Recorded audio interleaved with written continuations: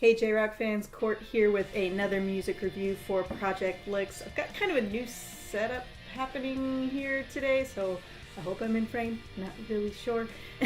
This time we are going to be talking about former Death Gaze frontman I, his solo project. If you weren't aware already, after Death Gaze went on hiatus, he started a solo project and he has already come out with 2 singles, which is what we're going to talk about today. The first was Glass Sky, came out on, look at my notes, came out on October 28th, and Karasu, which came out on December 23rd, which was my birthday. It was a great present for me. I want to start this review by saying these are not Death Gaze albums. I repeat, these are not Death Gaze albums. If you are looking for Death Gaze Light, that is not what this is. Not that you don't hear, obviously, the influence with I and his voice and his vocal style. This is just, it's not Death Gaze. It is definitely much more, with both of these singles, a much more melodic, almost kind of actually old school kind of sound. These songs really remind me of some of the old hair bands from the 80s. I don't know why. They all have these really great, really robust guitar solos, very intricate and melodic harmonies happening. Speaking of really great guitar solos, probably the best example of that on these albums is the second track on Glass Sky called Swallow.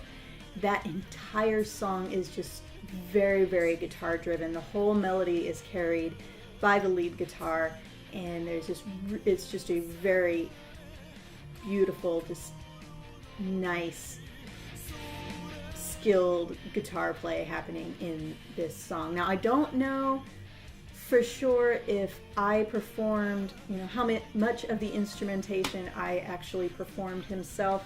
It's not listed in the liner notes as far as session musicians he may have used. I'm assuming that he did the guitar work. Since he is a very skilled guitar player, it wouldn't surprise me. In any case, whoever it was that did this guitar work, it did a very, very good job on this song in particular.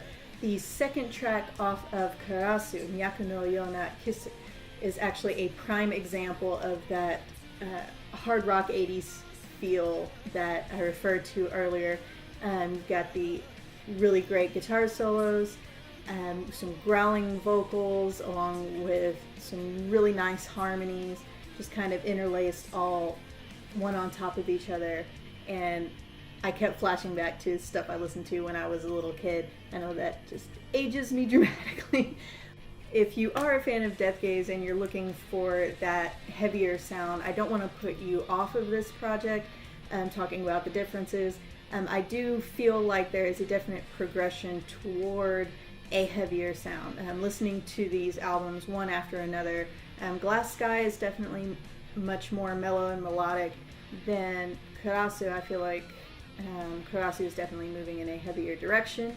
His first full-length album, Confusion, comes out this April, and I really expect that one to have more of a mix of the styles that we've seen from him so far and to take that heavier sound even further.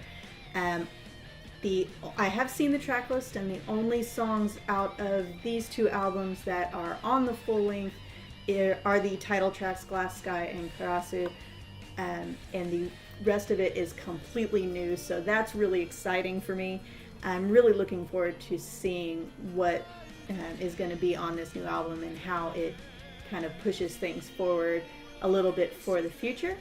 So, final verdict, I really thoroughly enjoyed both of these singles. I think the return to a more classic sound of rock and roll is very refreshing. As much as I love all the heavy, dirty rock and roll that's happening right now, this is nice too. You get something nice and kind of classy, mix it up in there.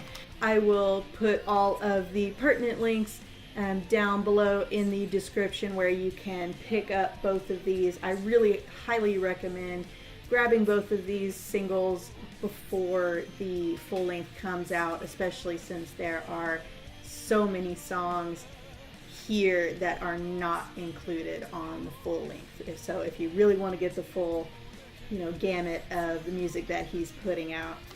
I think you should just pony up and get the singles. So we'll put the links down below. There's also a link to their homepage and their official YouTube channel down there, so you can check them out.